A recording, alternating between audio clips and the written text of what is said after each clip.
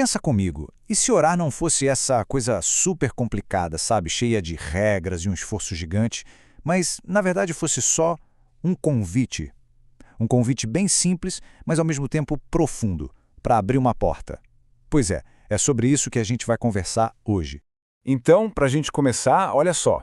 Hoje, dia 4 de fevereiro de 2026, bem cedinho, às 6 da manhã, a gente teve mais um daqueles encontros online da Amizade Verdadeira. A gente até brinca que é uma espécie de enfermaria no campo de batalha contra o ego humano.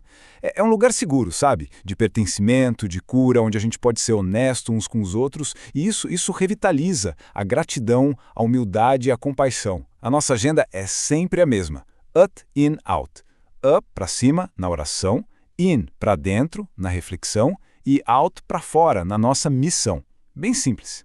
E o ponto de partida para a nossa conversa de hoje foi exatamente esse versículo. Pensa na força disso. Ele está dizendo que a iniciativa é sempre dele. Não é a gente que começa a procurar, não. É ele quem vem e bate primeiro na nossa porta. E sabe, isso conecta perfeitamente com o que a gente estava lendo hoje do livro Oração, do Howlsby. A ideia principal que ele traz é justamente essa.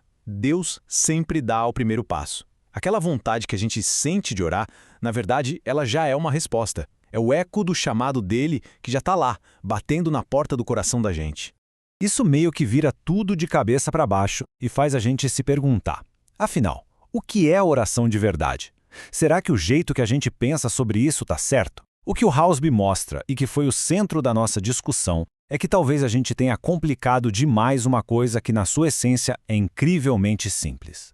E olha só que interessante esse contraste aqui. De um lado tal que a gente geralmente pensa, né, que orar exige um esforço enorme, um monte de emoção, que a gente precisa entender tudo direitinho, quase como uma performance. Mas a verdade, o que a gente conversou hoje, é muito mais libertadora. Orar é, no fim das contas, simplesmente abrir a porta. É dar acesso a Jesus, sabe? Deixar ele entrar com o poder dele nas nossas fraquezas, nas nossas necessidades. Não é sobre o nosso poder, é sobre o dele. E para essa ideia ficar ainda mais concreta na nossa cabeça, surgiram 3 metáforas muito poderosas na nossa conversa de hoje. Elas ajudam a gente a ver o que é orar de verdade. Vamos dar uma olhada em cada uma. A primeira metáfora é a respiração da alma. É uma imagem muito forte, né? Pensa só, o ar que a gente precisa para viver está em todo lugar. A gente não precisa lutar por ele, a gente só respira. É natural. Do mesmo jeito, a graça de Deus em Cristo está nos cercando. Orar, então, seria esse ato de simplesmente respirar essa graça, abrir o coração e receber o que já está ali disponível para a gente. A segunda imagem é, nossa, muito forte. Imagina uma pessoa doente que é colocada no sol para se curar. A cura não depende do esforço dela, né? Ela não precisa entender como os raios do sol funcionam, nem ficar se esforçando para sentir alguma coisa. O trabalho dela é só ficar ali, quieta, se expondo. Orar é basicamente isso. É expor a nossa alma, com tudo que tem de doente nela, ao sol da justiça, e simplesmente deixar que os raios dele façam o trabalho de cura. E por último, a terceira imagem vem lá da história do deserto. Lembra quando o povo de Israel foi picado pelas serpentes? A cura não pedia nenhum ritual complicado, nenhum esforço hercúleo. Eles não precisavam se arrastar até a serpente de bronze. Era só olhar, simplesmente virar a cabeça e olhar para ela. A oração, então, é esse olhar, um simples olhar de fé para aquele que foi levantado por todos nós, confiando que só nele está o poder de curar o veneno do pecado que corre na gente. Então, quando a gente junta tudo isso, respirar, se expor, olhar, a gente entende que orar é muito, mas muito mais profundo do que só falar palavras. É uma atitude que vem de dentro, uma postura do coração.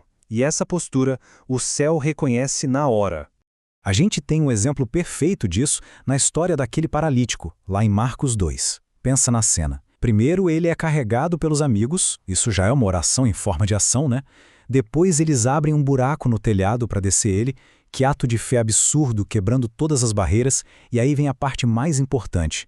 Antes de qualquer coisa, antes da cura física, Jesus olha para ele e perdoa os pecados dele. Só depois, como último passo, vem a cura do corpo. E é isso que é impressionante. A primeira coisa que Jesus faz não é curar as pernas dele, é olhar no fundo da alma e dizer, filho, os seus pecados estão perdoados. Jesus respondeu a uma oração que nem foi dita com palavras. Ele viu o apelo silencioso do coração daquele homem, aquela atitude de fé. Ele enxergou a necessidade mais profunda antes de cuidar do problema físico. A oração de verdade já estava ali, na alma dele. Olha, entender isso tudo é realmente transformador.